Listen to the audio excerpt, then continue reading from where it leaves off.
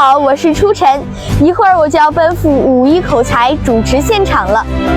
少年从不问成长的意义，就像候鸟，从不问为什么迁徙；溪水也不曾丈量入海的距离，因为在少年眼中，人生就是一场没有标准的沉静，而青春是一道无解的命题。